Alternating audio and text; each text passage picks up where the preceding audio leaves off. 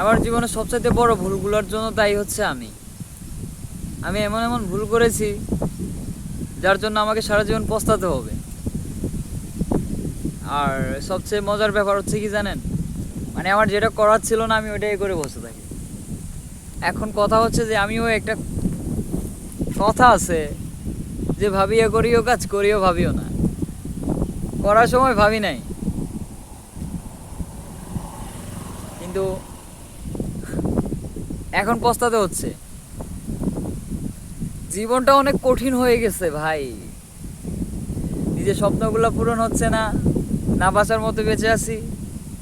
যখন যে পারছে তখন সে দু চারটা কথা শোনাই দিচ্ছে। এখন তাদেরকে ঘুরে একটা কথা বলবো যে ওই পরিস্থিতিটুকু আর তৈরি হচ্ছে না।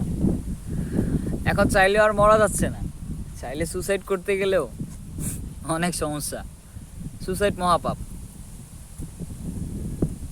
কি হচ্ছে জীবনটা এতটা এলোমেলো কেন ভাই? না পারলাম নিজেরে ভালো রাখতে, না পারলাম নিজের জন্য কিছু করতে। সব কিছুই বৃথা গেল আমার। ছোট্ট এই জীবন, কাকে বলবো সেই ছোট্ট কাহিনী। মাঝে মধ্যে ভুলে যাই আমারও একটা মন ছিল।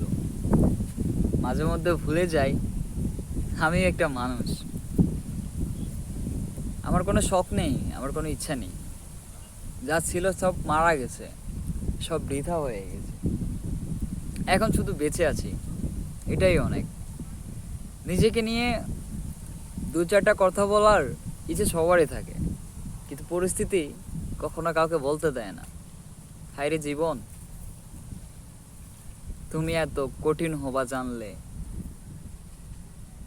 কখনোই তোমাকে নিয়ে অভিযোগ করতাম না।